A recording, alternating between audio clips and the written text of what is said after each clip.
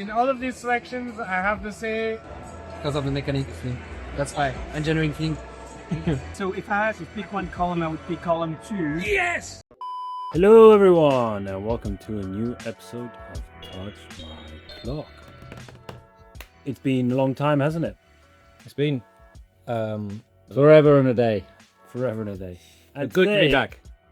we thought we'd talk about how we would make a collection if one watch was 1,000, one watch was up to 10,000, and one watch was up to 100,000. So let us know who you think's collection is better and then put it in the comments. But first of all, we've got to do a customary wristwatch check. Max, what are you wearing? So because it's 1,000, 10,000, 100,000, I thought I'd wear something that is probably under 100 or even under 10 pounds. This is Eliot's gift. This is the Casio calculator watch. It's brilliant. It's good fun. I don't worry about it when I wear it. It's great. Very cool. Tyler.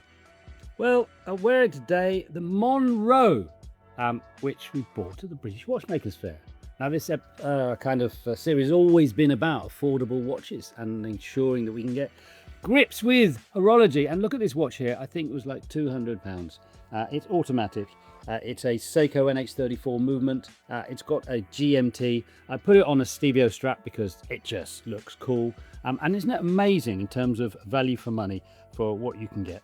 41-hour unidirectional bezel. And if you've got great eyesight, you can see all the little countries around it. Yeah, but can yours calculate? Can yours do Can you read arithmetic? anything? But I know the time in Delhi. Well, that helps. Myself, I'm wearing a Polyostomansky 3133 movement. These are the chronographs a lot of the astronauts wore, the cosmonauts, for the Russian Space Force.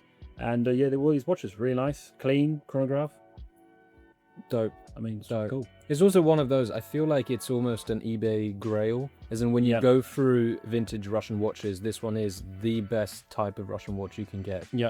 But it's also, I find it always hard to find a good quality one. It's hard to So- find with the Russian ones. It's hard to find one that's either genuine, so has the right parts, and they're not being a Frankenstein or they change the movements around. So it is difficult, but these watches are not that expensive. So, you know, again, affordability, under 500, easily pick one up. All three wrist checks. Affordable watches. We didn't. Yeah. You see, that's how it's done, Max. Yeah, sorry about that. What do you want to do, Eliot? How do you want to proceed? What's your Should we do one first, one each? Do 1,000 one each? Max, you want to show us your first one? Sure. At 1,000 1,000 squid. up So- to £1,000. I took this strategy of, this is for every single watch I have, if I was to do this collection, not if someone else was to do it, starting from scratch. Because if they were, then I'd pick probably some safer options. But I'm thinking just for myself, what I would want as a free watch collection. Just to base it. If it was anyone else, I think I'd pick something different because I've picked some slightly esoteric choices. But my first choice for under £1,000 is the Belova Devil Diver. So it's called the Oceanographer GMT, and it's called the Devil Diver because you can see it's 666 feet. This is a reissue from Belova, and it's just fantastic. It's under £1,000, so you can get it online for £950. I've seen it on the grey market for half that. So I would honestly, if I was going to get it, I'd go to grey market. But because we're sticking to retail prices, this is what it is. I love the vintage styling of it. I love the multifunctionality of it. I love that this watch can take off not only a diver watch, but also a GMT. And the dial is fully loomed. That's a fully loomed piece of dial, as well as a bit of the bezel. I think it Really good honestly, choice. Well done. Have you calculated the American tariffs coming into I think that puts it over £1,000. So you're disqualified, but good watch. Yeah, right, I agree. He's out of this game. the You really price lost. is in pounds, so it's going to be a UK resale. Nah, you really lost. You really lost. Victoria. Pretty good. So where are we going? So for £1,000, here we go. It is the Hydrium. They have a superb range from, of course, Isotope. Now, Jose Maria is knocking it out of the park. If you look at his website, he's got like a new watch every other week. Recently did one on sushi, wasabi colours. Recently the Paris Ooh La La, he's doing 20 of each watch. But the specifications for these watches for under 1,000, it's absolutely stunning. You've got perlage. Now, Max, remember that fabulous episode? Now, that is what we did when we were Jaeger LeCoultre and we had the machine and we're doing little circles. That was perlage. It's not a second motion with stamping. The machine makes the circles. and we had to be really accurate. It's also got Côte de Genève. Where's the perlage in this? Probably on the back of the I bit can't there. see a photo. Well, Can we definitely- trust him? So I say disqualified. It's probably fine. So I think it's a stunning watch. It's also, you got micro blasting on the stainless steel, 300 meters. It's a Swiss Lander and Movement, 40-hour reserve for £1,000. Hudson Moretti knocking it out of the park. His ranges of watches are absolutely superb. Well done. Very cool. I don't see this as the most versatile piece, but I think if it's the same way as if you're collecting for yourself, like a unique watch. I think it's a pretty good choice, to be honest. For under £1,000.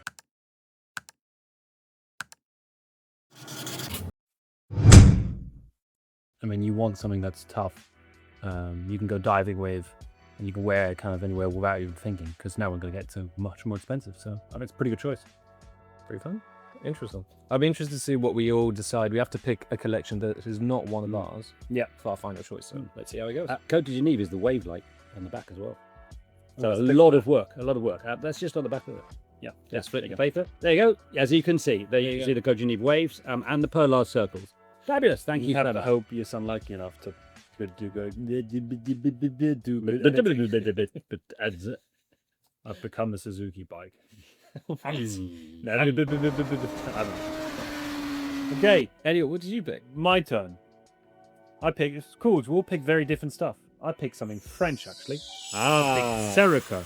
Génial. So this is the Serica California dial 4512. This is actually not even close to £1,000. This is half £1,000, so I'm even under that. So I'm saving you money that you can buy watch straps with. Well, they saved a lot of money because they didn't do a logo, so you know, they got the price. Well, of that's watch the then. cool thing is, you know, Serica was made by two people, Jérôme and Gabriel, in 2019. What I remember, which is written on my notes. And what they wanted to do is like return to the golden era of watchmaking and just make versatile cuff good watches. I So- love them. I think they're so- and they've also been really trending in terms of, you know, that whole no logo. It's been really trending, and of course the True. irony is, because of that, you look at the watch and you instantly recognise that as Serica. Exactly, and that's what they did. They just didn't want to have. They didn't believe in like mass marketing and this kind of stuff and putting a massive logo on their dial. The only one you can see is on the 6 o'clock at the bottom, and that's the only place you can see Serica. Génial, mes enfants, super bon. I like this strap. I like this. I don't like the strap at all, but I like this watch because it is a strap monster. I do think you could really, out of all of the watches we've shown, this one is probably the most versatile. But that's what I'm thinking. You've got the versatility of that because now you got £500 to spend on straps. You're welcome. You've got 38mm. It's a tough watch. You've got flush bezel on the front. It's sapphire crystal. 200 meters of water resistance. I mean, it's hard to get really good. And you've got something really unique because you've got half Roman and half Arabic nose. Wish we all could be California watches. So there you go. That's my pick. You agree? You're happy? Good man, great pick. Interesting. All three, pretty cool. Number 2. All right, so Eliot, we're going up to 10,000. Is that right? Now doing up to 10,000. Okay, so we're already at a budget that I can't afford. And again, I kept this actually pretty basic. This is a watch brand that we've all heard about. This is Breitling. But what they've done recently, especially with their B01 movement and everything they've done around it is fantastic. The direction they have is fantastic. And I actually decided I'm going to try to have a bit of color in my collection. So my second choice is the Breitling Chronomat. I think that the finishing on this movement is probably one of the best finishings you could get for the price for a large Swiss brand. So I'm not going independent here, but large Swiss brand. I love that this is something that I could also wear theoretically when I'm traveling or at the beach because of the water resistance. It's still a chronograph. It's got touches of gold and silver within it. The strap I think is really, really cool, really funky. And just overall, it's just a beast. It's just a tough, solid watch. That's a stunning watch. Good watch. And for those that are, you know, wanting to buy a watch, one of the best places to go is a Breitling store. The customer service is so incredible. They'll just talk to you like a friend, and they just let you test the watches, and it's just a wonderful, wonderful relationship. They've got it absolutely spot on. So bravo, Brett. Yeah, free cocktail. Yeah, get mullered as you're going to buy it, which makes it easier. Yeah, to it doesn't make it easier to. And then you'd walk out of the Just shop like with thank one God. of those.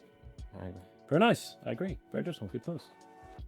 So just been a little bit too easy and comfortable this morning. So it's time to a little bit of excitement and to get a bit of debate going. So I've got a watch that I know that you would probably hate. But I think this is something particularly special. This is the good old days. It is, in fact, vraiment the Wright Brothers Flyer. Absolutely incredible watch for me. I love the propeller on the back. It's a pretty strong movement. There's so much about it. A wonderful exhibition case. And there's a little bit of the old Wright Brothers plane from 1903 in the back of that watch. They don't make those anymore. They've stopped making these anymore, but you can find them very, very rarely in some vintage watch shops. I think it's a fabulous, fabulous little... So you disqualify mine for being on the American market. I'm disqualifying yours because you actually cannot buy it retail, which was... Oh, no, you can. Udura watches have got one on sale, and it's a really mere just £9,999 and 99 pennies. On sale. Yeah, it's more than 10 hours. Okay. Yeah. I mean, These are the good old days of I Bring. think it's really cool, but then you're paying an extra £5 to have a piece of wood inside. Let's be honest. Yes, but this is for a pilot. This is Oliver and Wilbur. This is how it all started. You know, it wasn't for these boys. I mean, look at that. 120 feet in 12 seconds. I mean, wow. How fast am I playing? I got a Mach 8.6. I run quicker to catch the tube. I will say, if this is your dress piece for the collection, I get it. If there's more dressy afterwards, I think this is where it falls, because this is a fantastic, you have one dress piece within your collection, talking conversation point at 10k, great. But I think your last piece is really going to determine for me whether or not you'll win this. Yeah. I think that would be the... Okay. Let's see. For me, Let's try to keep it on the table so we can talk about it. too late. But you're going to have to pick it up. My pick for my second watch, I thought I'd go maybe Austria. Hallo. Das ist gut. Who is Austrian? What watch brand is from Austria? Schwarzenegger, mein Fräulein. Okay. It's Habring! So Habring is made by a couple, Maria and Richard. They're actually both watchmakers, and they thought one day they'd like to do a project together. And they created Habring in 2004. They don't like the new productions of how watches are made now, so they decided to do it in like the old craft kind of way. And they've won many awards. They've won, Petit Aiguille and many awards from that. And this is the Chrono Felix in salmon dial. You've got a monopusher. If you look at the movement, which you can see at the back, wow, really nice. Look at that. Thanks for the editing, Max. It's paying around $7,000 for a watch like this. And I think it's just beautiful. And to me, I would say, as much as this is a dress watch, this can also be casual. And there's lovely clean lines. You know, it reminds me of this. You've got some examples by Baltic. It's a very similar type design. Yeah. French watch company. But yeah, lovely watch. You got great craftsmanship. It's beautiful. Great watch. Monopusher. It's different. New style. I think it's really My only downside on that is I wish they were slightly more pushed with their design so that you could instantaneously recognize a Habring, not just for the amazing craftsmanship and the movements, but also for their design language. Having said that, it's a solid choice. I like the blue tanned. Nice stuff. Okay. Now it's for the big one. big numbers now. Now we're talking about $100,000 or up to $100,000. These are watches, of course, we can't afford. So if you can afford them and you want to give them to us, do it. Here's our address. I wonder what you're going to write. Taliban headquarters. What did we say before in the ads? No Yeah. Taliban. Max, what did you pick for $100,000? I think you know what this will be. You went This up. is my Grail watch. Yeah. It's always been a Grail watch for me ever since I was maybe 15. It's still to this day, I think. And this was said by, I believe it was François Paul saying this is the best chronograph movement ever designed. And I'm sticking to the classics. This is the Alain Guesson Datograph up down in platinum, and it comes in retail just below £94,000. You're stretching the mark, aren't you? I'm below, and retail, and it's, although it's owned by a conglomeration, they're not fully independent. I still think that you get that independent feeling with this watch. It serves to not only do a flyback chronograph, which means you can instantaneously reset that hand. There's a really beautiful power reserve at the back of it. It's got German silver all over the movement dial, which is a specific trademark of watches in the Glashuit area, and it's got 451 parts, which is insane. Gorgeous to looking think movement. about. And the only thing I was quite shocked by is actually the low beats per hour. So this is at 2.5 hertz, so 18,000 oscillations, semi-oscillations, which means it ticks really slowly, almost like a vintage piece, which I kind of like actually, instead of having all Mon watches I find try to go closer to 36,000, which is what you would find, I think, typically within Zenith and Daytona. So it's very quick and smooth, but this one just takes its time, which It does. It's good. There we go. No, very nice pick. You gotta love the Langer. It's hard not to say it without helping us there. Jason, I am very interested. I wanna because know. This is the deal breaker. Let's see. Are you going to beat Eliot, for my own choice, with this watch? Well, I'm choosing one of the coolest watchmakers in the world and a national treasure. It is, in fact, Roger, but one of Roger's watches. Yep. It is the Roger W. Smith, who makes every single part of the watch by hand in the Isle of Man. Look at this. This is Fine. Series 2. Absolutely everything in-house. You can have it in platinum or, gold, yellow, red or white gold, as you wish. Single wheel Daniel coaxial escapement. This is the holy grail of watches. In fact, we all own something from Roger W. Smith. Yeah, I guess a certificate. It's the signature of our British Watchmakers Club, which is the only thing that we have from Technically, Roger Smith. It's Robert Smith's side. Yeah, it counts. Technically, we have something from Roger Smith, but there we go. I think Roger's unbeatable. Is it 100k below? How much is it? You didn't Google. You didn't Google it, did you? The price is on application. It's not. But I'm sure for very good friends, Roger. So on two of the watches, 100,000. you've broken the limit of the price. This, I think it's like 200k. I think it's like 150, 200. Yeah. Yes, but there'll be a special Touch My Clock discount. Right. Okay. So okay, we're including the Touch My Clock discount, which Robert Smith, of course, we honour. Roger, thank you. We love you. Okay. Now I won that one. What do you think I went for? It's a good question. What do you like? You like showing off, so I'm going rich and big. No, I don't know. Actually, you're more discreet. I would go probably. You went very niche, very independent. I would say it's going to be a chronograph. Independent chronograph, but not from Switzerland. That's my bet. Well, it's wrong. Okay. Because it's Swiss. Okay. It is independent, but it is the Max Boost and Friends Not FP1. I thought if you had to spend 100 grand, you need to have something special. And if you know Max Booster, who's made loads of legacy machines, they're all very big, very complicated, take a lot of space on the wrist, and they are gorgeous. But this one they just released, closing their 20th anniversary of MB&F. And I think it's just beautiful. You've got these 3 circles, very simple. So one for the time, one for the barrel, and one for the mainspring. And it's just very slim. So I think it's 38 millimeters, very wearable. And it's just 60 grand, only 60 grand. So I'm saving you 40 grand for more straps again. You are welcome. I don't think you can use this for the. Oh, I'll put 40 grand in the deposit. No, think about this, guys. These collections, you're out of money. My collections, you've probably saved 50 grand so far. So, Or Mr. Beast gave you the money and you wasted 40k. it's Mr. Beast. And there we go. So do tell us whose collection you like. We can't really choose, so you guys will choose. Yeah. Tell you if Max's collection is the best, Jason's collection is the best, or the winner Eliot is the best.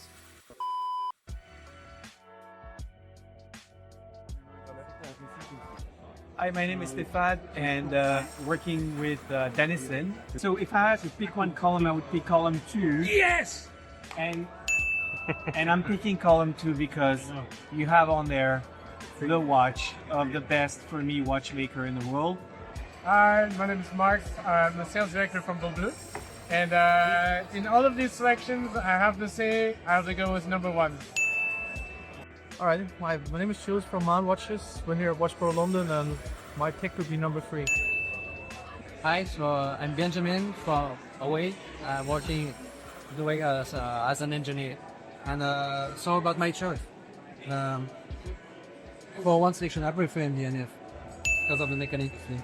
That's why engineering thing. You get to choose which one you prefer. Sounds like a good challenge. Bring it on. And we'll see you in the next episode, which is not in 5 minutes, boss. Bye.